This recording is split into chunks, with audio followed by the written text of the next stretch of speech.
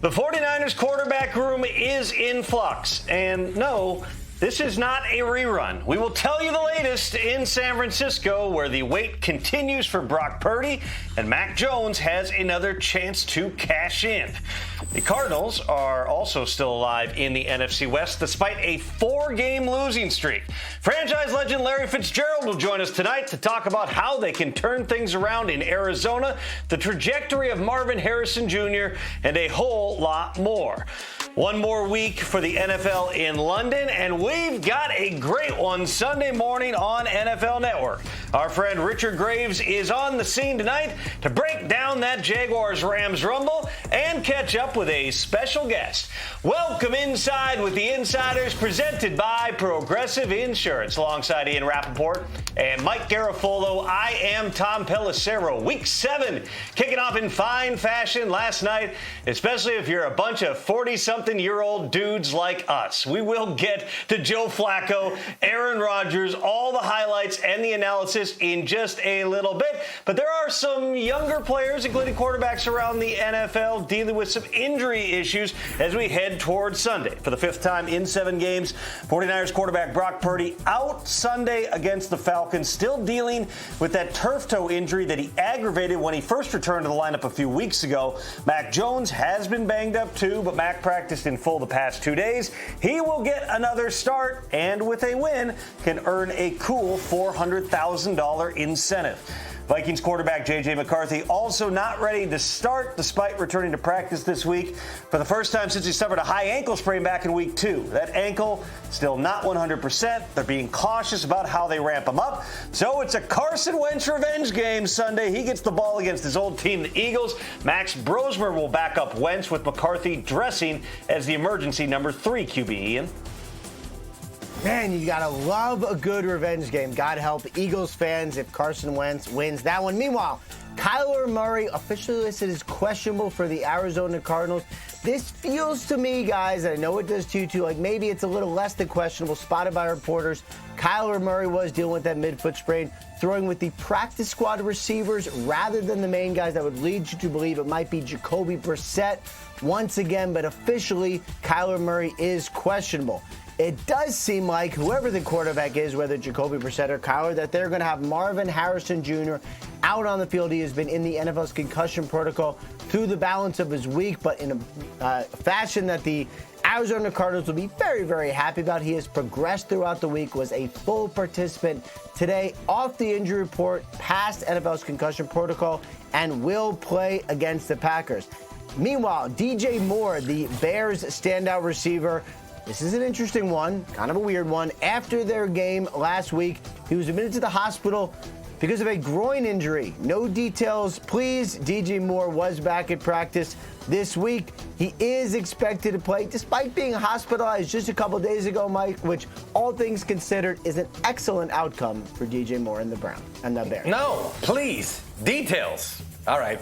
We'll talk after the show. No. Terry McLaurin ruled out once again, hasn't played since week 3. You start to do the math and you go, well, wait a minute, why didn't he go on injured reserve? Remember, back then it was no surgery, no IR. This is good news. And the expectation was, yes, that he would be back within the 4-week window. But as Dan Quinn said today, you got a speed guy like this and soft tissue injuries. It's hard to predict. It's hard to project. They had hoped he was going to be back this week. This doesn't look right. So get another week and an extra day because they play Monday night next week. Deebo Samuel kept it a little cagey when talking to reporters today. Said he's unsure. We'll have to wait and see what happens if he can play Sunday against the Cowboys. If the Commanders are down Terry McLaurin and Deebo Samuel, that'll be a problem. So we'll see about Deebo's status as we get to Sunday. CeeDee Lamb, however, expected to be a go. Returning to the lineup for the Dallas Cowboys. What a great sign for them. George Pickens has been very good in CeeDee's absence, and the thought coming into the season was, how good are these two going to be when they're on the field together? We're going to find out again against the Commanders. CeeDee is a go. Trayvon Diggs, on the other hand, though, not going to play here. He's got a concussion. You say, well, how did he get a concussion in the middle of the week? He had an accident at home on Thursday night, according to head coach Brian Schottenheimer. As Ian would say here, no details, please. We're waiting on the full details of this one, but something happened to knock Diggs out. He will not play against the Commanders as he suffered a concussion, Tom. Did we mention there's two 40-something-year-old dudes playing tackle football last night? Yep. Better them than us. Also had a young guy, Jamar Chase, who something about Thursday nights has always suited him. More on that very shortly. How about right here, start of the second quarter, Bengals down 10-0. Joe Flacco to Chase. Jalen Ramsey wanted an offensive flag. No, it was on Ramsey. Rough night for him. Huge night for Jamar Chase. Look at him fight off the contact right there. Finished with a franchise record 16 catches. Next Bengals drive right after this. Rodgers threw an interception. That gives them 2nd and 4. And it's T. Higgins this time. Pretty good plan by Joe Flacco last night. Throw the ball to 1 and 5. Do it repeatedly. Bengals take their first lead at 14-10. Fourth quarter now, Bengals up by 3. 3rd and goal from the 5. This time Joe Flacco finding Noah Fant, the other tight end, getting more opportunities with Mike Gesicki going on injured reserve. Fant into the end zone, pushes the lead to 10. Joe Flacco is fired up as you get at that age. Ensuing Steelers drive now. Aaron Rodgers going off play action for big Darnell Washington. Yes, he's 6'7", whatever that whole thing is. Steelers close the gap to 27-24. Later on in the fourth quarter, it is Aaron Rodgers once again under pressure. This is an unbelievable play. The old man escaping, finding Pat Freiermuth. There was a hole in the defense. Sometime of a coverage bust. Freiermuth to the house. Rodgers going crazy. Steelers retake the lead at 31-10. Ensuing Bengals drive right now. 1:47 left in the game. Joe Flacco going deep once again for T. Higgins, who gets the separation and then does a really smart thing. He can walk in the end zone. Fantasy owners would be celebrating. No, he slides down. Very good for him. Not good for anybody who could have used those extra 6 points on a Thursday night. Bengals run out the clock. 4 plays later, Evan McPherson on the field for the game-winning 36-yard field goal. Bengals hang on to win 33-31. Rodgers also launched the Hail Mary at the last second. It was not enough. Jamar Chase joined our Cam Wolf on the field. Jamar, what a day. You set the franchise record, broke your own in catches, 16 catches, 161 yards, tutty. What got into you today? I don't know. Thursday night football, prime time. Best receivers in the world, best DBs in the world. What more can you ask for? You talk about that battle. The Steelers said they got these corners for games like this. Yeah. A Jalen Ramsey, a Darius Slay. What did you see in those matchups that allowed you to have some success? A lot of one-on-ones. A lot of opportunities to make creation, to get the ball in our hands and make an opportunity. Joe Flacco got here 9 days ago, and he looked like he had been here for years. What did you see in your quarterback today? Man, honestly, Joe Flacco is a great veteran quarterback. He comes in 10 days ago, and it's like we picked off like he's been here, you know what I'm saying? And the way he's so poised in the huddle throughout the whole game, it's not many quarterbacks that you see like that. You know, he makes no facial expressions, and that's going to keep everybody else going. Hey, I really, it's early in the season, but I couldn't be happier for you guys because we've sat in these locker rooms the last 4 weeks and preached. You guys are working hard, you're sticking together, you're about the right stuff, it's going to come. And this feeling right now you have, okay, it's only October, but the feeling reminds you of why we do this, okay? To get a big divisional win. What's your record in the division right now, OB? 2-0.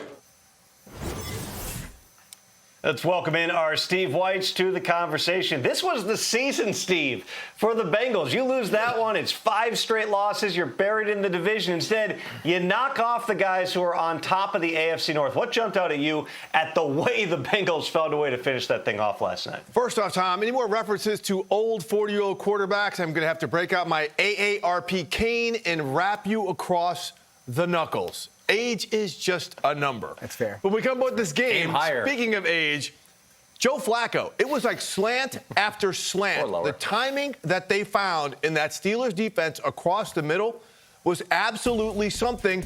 But frankly, it should not have come as a surprise. Let me take you back to Week 13 last year. No, Joe Flacco was not on the Bengals. Joe Burrow was, but both of these teams got in a similar shootout. Pittsburgh won at 44-38 because they had the ball last. But Joe Burrow, those were 309 yards and 3 touchdowns. Pretty similar to Joe Flacco.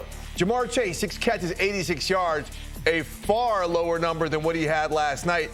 But Chase Brown, also the running back, a big game then, a big game last night. So this is Zach Brown and this Bengals offense knowing how to exploit the Steelers defense.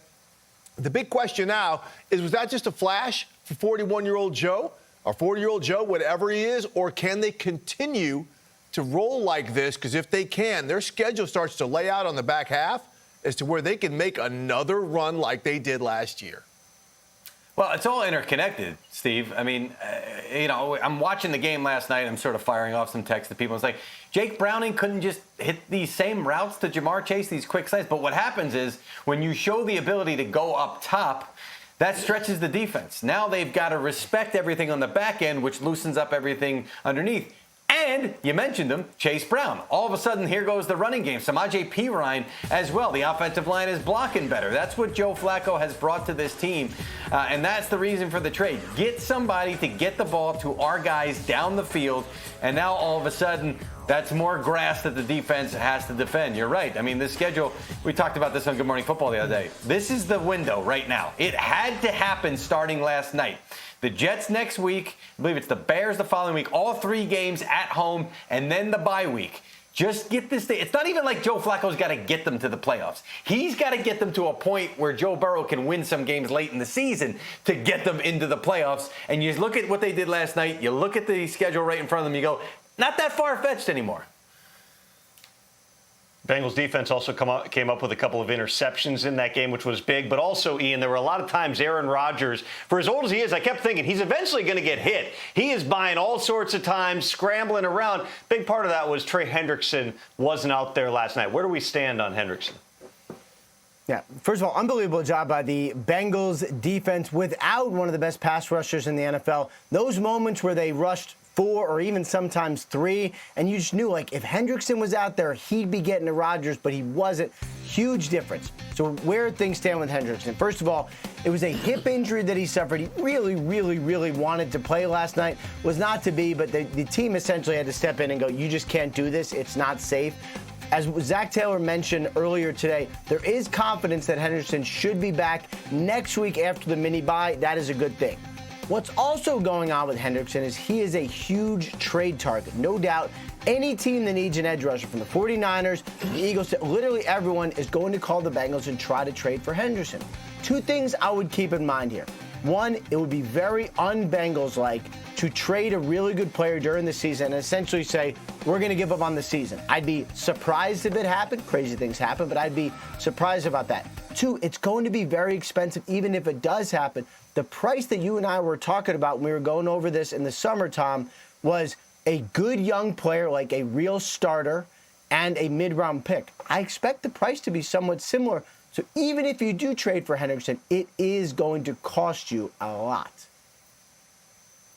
Steve, good stuff. We will see you again in just a little bit here. We got a chock-full slate of games coming up on Sunday, and it all begins bright and early over in London. How about this one?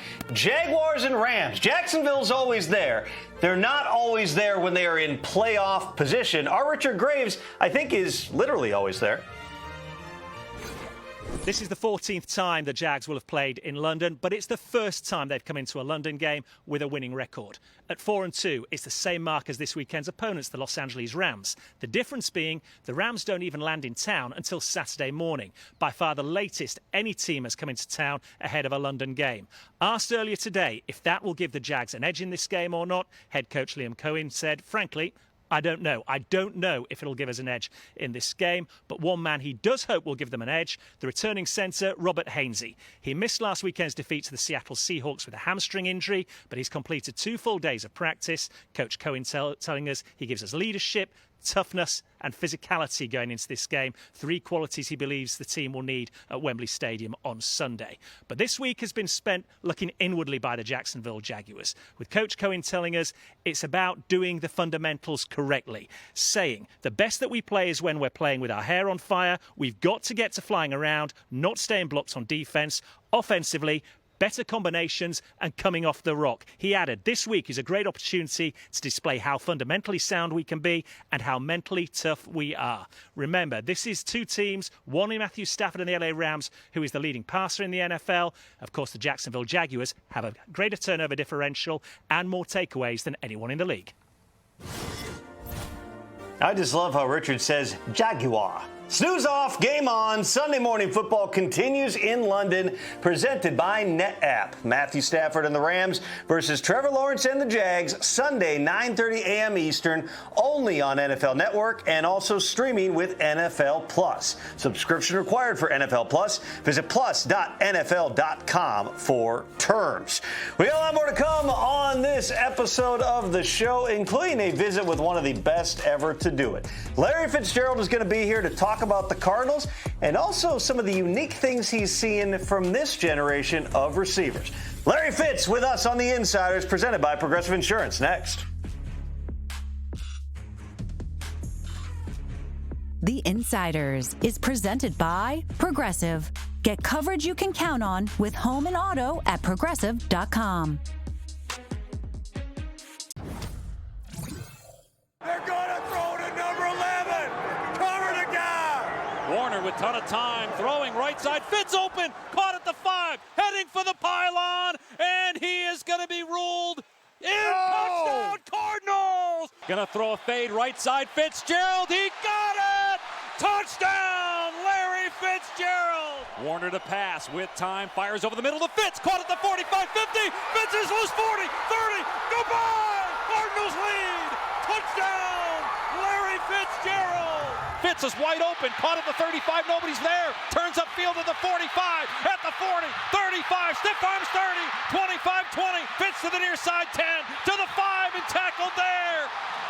One of the greatest postseason performers ever. When everything's on the line, this guy delivers. Hey, we told him we were going to show the highlights. He said, you can skip that part. We said, no way, we want to watch him. We can watch that kind of stuff all day long. Larry Fitzgerald joining us now here on The Insiders on behalf of the DraftKings Pink'em campaign. Fitz, tell us about the DraftKings Pink'em campaign. Well, first 20,000 free entries, they will match it. And I've been partnered with DraftKings, fortunately for me, for 7 years. We raised hundreds of thousands of dollars for my foundation, which goes to combat breast cancer. And obviously, October is Breast Cancer Awareness Month, which took my mother's life. And so this is a really meaningful campaign. And to be able to have that partnership means a lot to me. And so anybody who wants to learn more about it, can go to DraftKings.com/Pink'em to register, enter your free pool. You know, giving back to the community, obviously not new to you, as it says right there in front of you, former Walter Payton Man of the Year, also, by the way, 11-time Pro Bowl. Your resume is obvious. We have all seen it. We have all lived it. Personally, for you, this is the first year you are eligible for the NFL Hall of Fame. It's actually a great list of receivers who are also eligible with you, including, by the way, your buddy Anquan Bolden. How much have you thought about potentially being a Hall of Famer this coming offseason?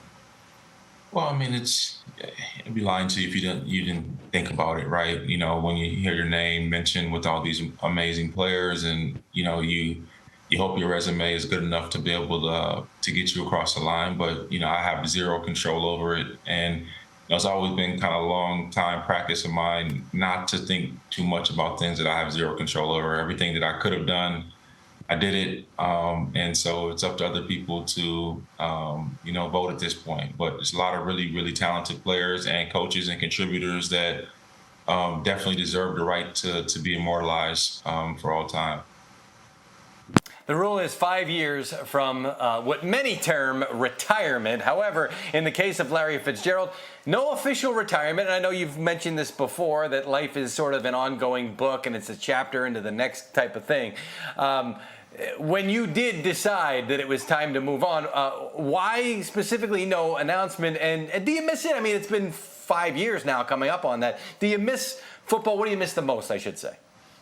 Yeah, I mean, I think most guys would say they miss the camaraderie. You miss the conversations with the guys in the training room and, hanging out with Mark Dalton and, hanging out with people, the support staff, and obviously your teammates. You miss those things, because it's hard to duplicate that type of brotherhood, once you get outside the game. But in terms of, the practices and, how banged up you get during the season, I don't miss that aspect of it. And, but it's a lot of fun. And, I never was one to kind of bring a lot of attention.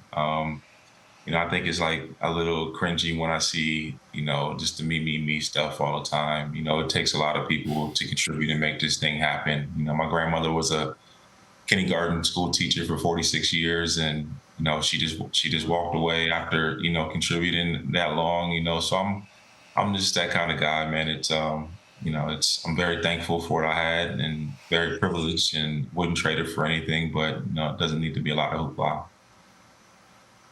Well, hang on a second. Don't you still hang out with Mark Dalton? I mean, you're a pickleball guy. He's a pickleball guy. You're heavily involved in the sport. I'm sure you see him plenty. I actually want to talk about that, though, because you have dove into several different off-the-field things, including pickleball. How important has that been in transitioning to, regular life or whatever we're all in?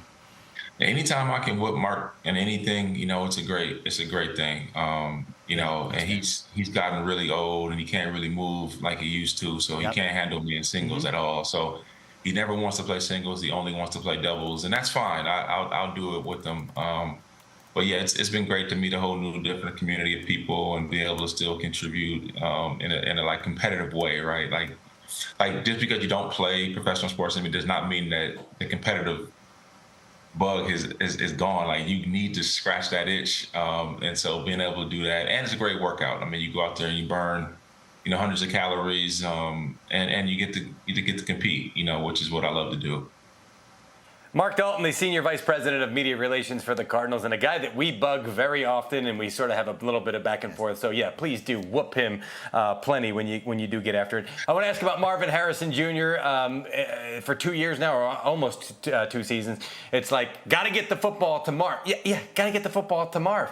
What do you see with regard to his usage in the offense, how he's coming along as a receiver? The two of you have any kind of relationship?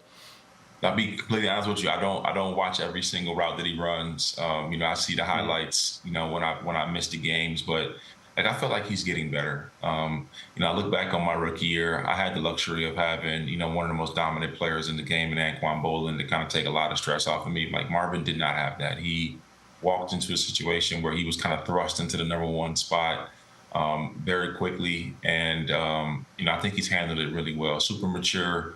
He's made a lot of plays, but like any young player, there's going to be things that happen and transpire throughout the course of the season that you would like to take back. But, he's taken the right steps. He's made it the right things. He showed a lot of resilience a couple weeks ago. When things weren't going as great, a lot of chatter, and all he did is continue to rise his level of play. And before he got banged up against Indianapolis, he was rolling that day. So, like, he's building on it. And, hopefully he'll be able to come back on Sunday against the Packers. They'll need him.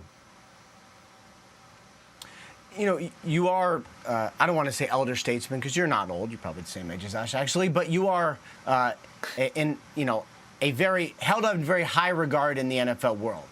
Do receivers, the young guys, do they reach out to you? Do you tutor them? Do you talk to them?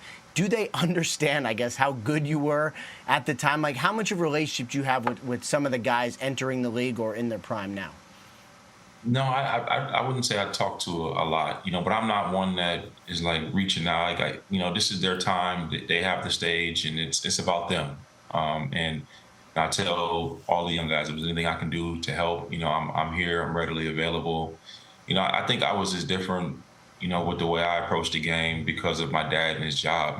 Being a journalist, every time the Vikings would play, he would bring home, Detroit Lions media guide or the Green Bay Packers media guide, and I would read it cover to cover. So, if it was Don Hudson, it was Sterling Sharp, it was Antonio Freeman, it was, all these great players. I wanted to learn about them. And even when I was playing, I would, beg Michael Irvin to come up and train with me. I would beg Terrell Owens. I would beg Jerry Rice. I would beg these guys because I wanted to learn not only what they did on the football field, but what made them great outside of the game, because those are the things that separate you. And I think with social media and all of those things, you just have more access to it than I did. I needed the personal interaction, me personally, but I think those guys can get it by going on YouTube and watching it themselves. And, that's how a lot of them are, and, more power to them.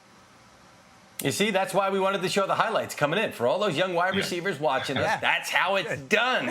And we got plenty more, and there is plenty more out there. I remember like it was a year or two ago out, and Tyreek Hill was doing an interview, and I can't remember who it was with, but he was saying he plays Madden to like get better at football. And I was thinking to myself, I'm like, I just didn't understand it, right? But like, this is a generation, like, they understand things that I just don't, right?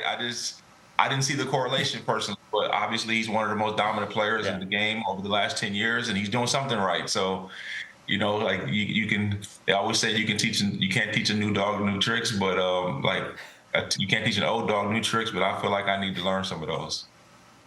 Yeah, we all need to learn them from time to time. And you'd be wise if you are a young wide receiver to learn them from Larry Fitzgerald and not the Madden football game. You'd be wise to do that. Larry, thank you for joining us on behalf of the DraftKings Pink'em campaign, a cause near and dear to your heart, and always happy to talk football with you. And really the first guy to give us and our shelves a run for the money. You got a nice arrangement behind you there, pal.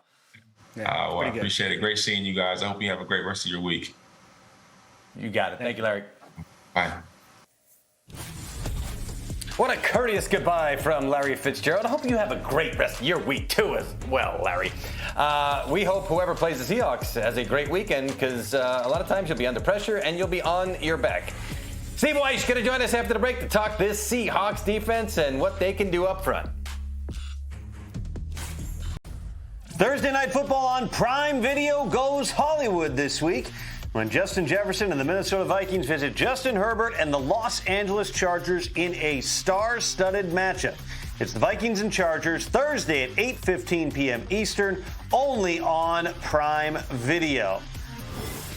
49ers have had their fair share of injuries through the course of this season, including to their all-pro linebacker Fred Warner, whose wife posted this picture. 2 thumbs up, but 0 games to go this season for Warner, out with a fractured and dislocated right ankle. Kyle Shanahan has already said they expect that he is going to be back in time for the offseason program in 2026. As for the 49ers team, they'll be rolling out there this week. Once again, no Brock Purdy either, still dealing with that turf toe injury that he suffered back in week 1, then aggravated when he tried to return in week 4. Instead, it will be Mac Jones getting his 5th start, this time against the Falcons. One bit of good news on the injury front for the 49ers.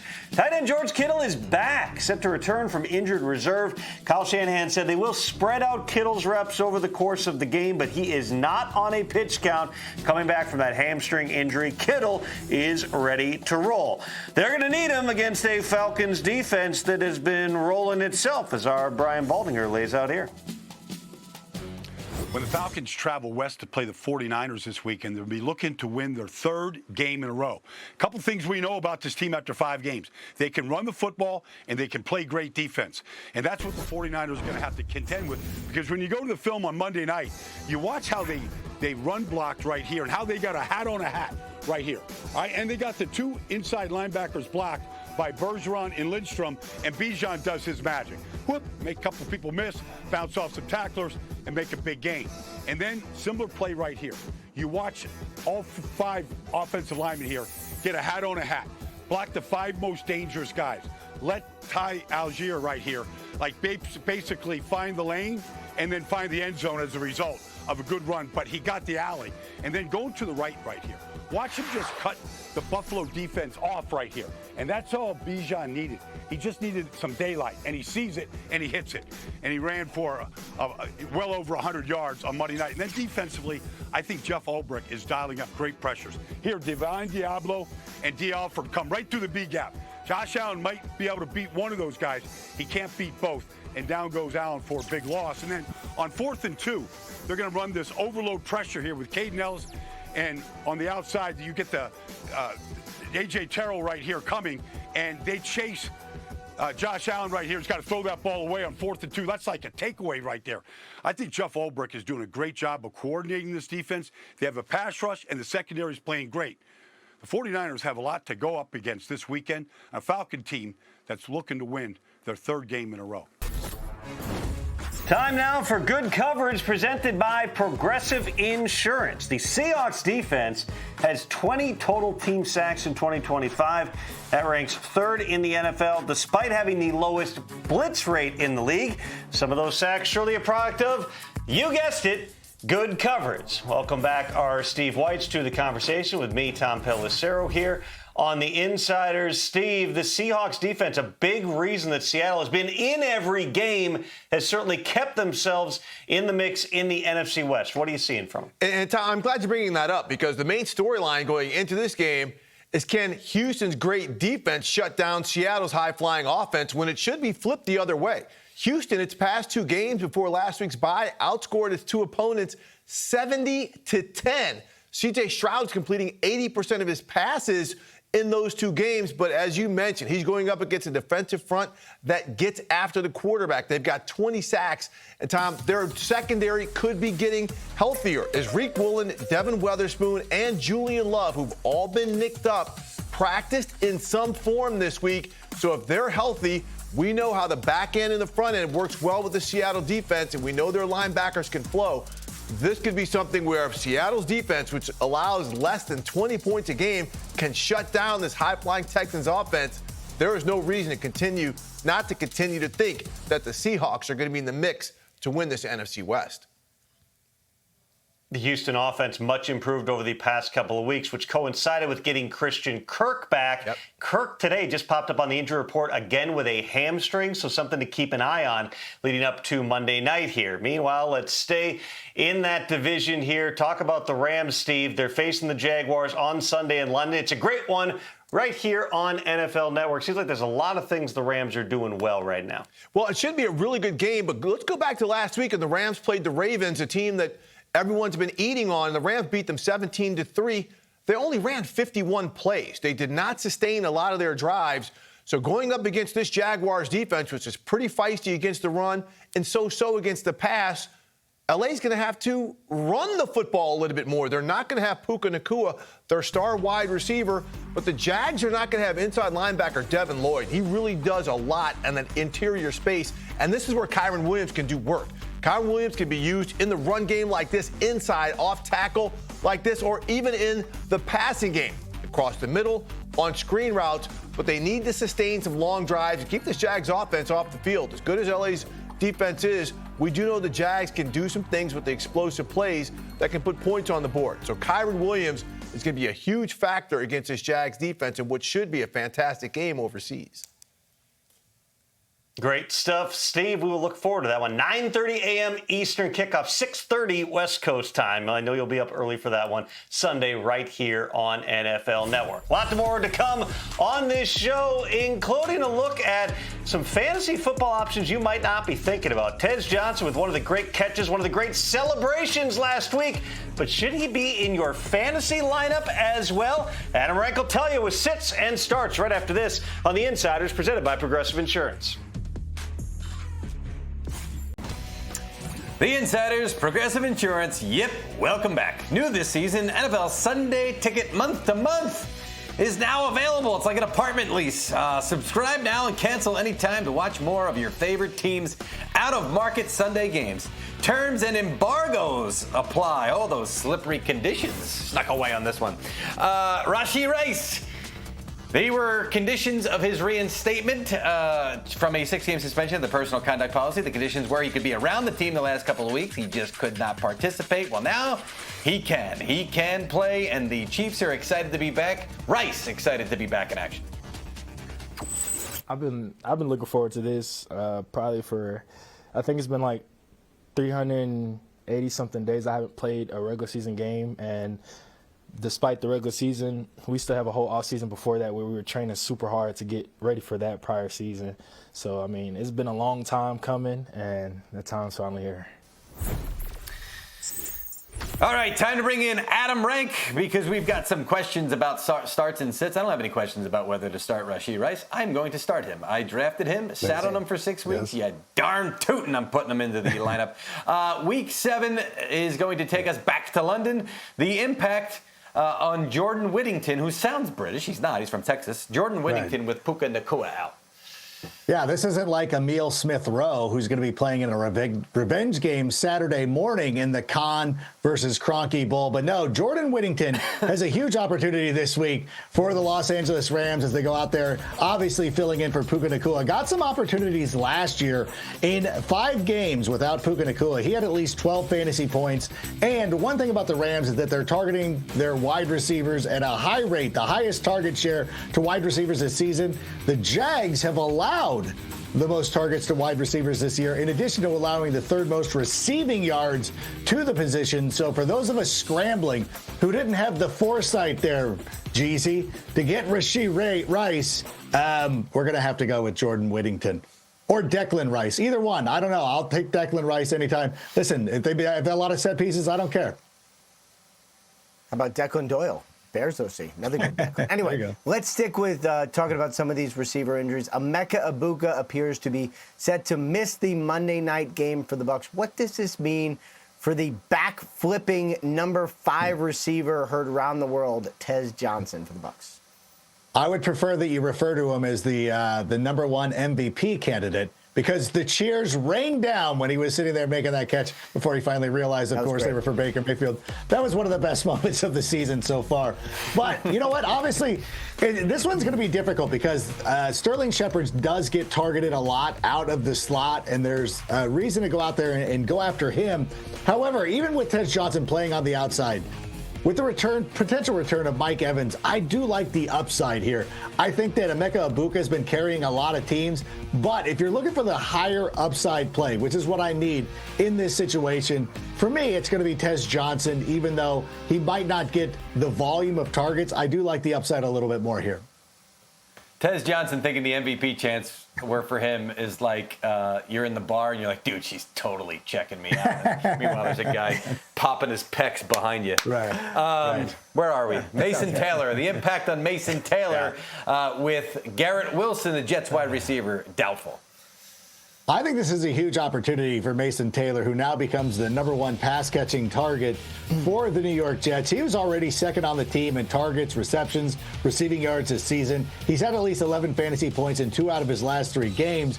The thing of it is, the matchup is great for him. The Carolina Panthers have allowed the second most fantasy points per game to tight ends this season. They've allowed the most receiving yards to tight ends this season. So not only does Mason Taylor get a huge upgrade in this game, I'm looking for Breece Hall to also make a bigger impact. Now, Breece Hall's been out there not really competing for anybody with touches or anything out of the backfield. He could also see an uptick this week. The Arizona Cardinals, right before the show started, got good news with Marvin Harrison Jr. He was a full participant today, off the injury report, officially passed through the NFL's concussion protocol, which is great news for the Cardinals. But in fantasy, what does this mean for Trey McBride and his production? Well, I think this actually works out really well for Trey McBride. I think that anytime there's more options on the field, because that's one of the things that Mason Taylor is going to be dealing with, is that without Garrett Wilson, they might see some more coverage rolled his way. But now with Marvin Harrison returning to the Cardinals this week, Trey McBride gets the opportunities to go out there and make the big plays that he's made. He's already getting a high volume of targets outside of Tyler Ward. There's nobody else that really has an impact in the receiving game from the tight end position like he does. So this is great news for Trey McBride, and anybody who has picked him up, make sure you're starting him this week, because you're planning to anyways. It wasn't like you were going to start Mason Taylor of him, but you know what I'm saying. Trey McBride is going to be just fine. No, nobody. I drafted him, and I held on to him. If you drop Trey McBride, you stink at fantasy football. You probably should stop doing it. Adam Rank does not stink at fantasy football, and he does not stink at joining the Insiders. 2 things he is not going to quit. Adam Rank, we will see you here. Same place, same time next week. This is a different place than they usually play football games. We're back to London. Our guy Richard Graves is going to join the program to give us an update from across the pond. He interviewed Jordan Lewis.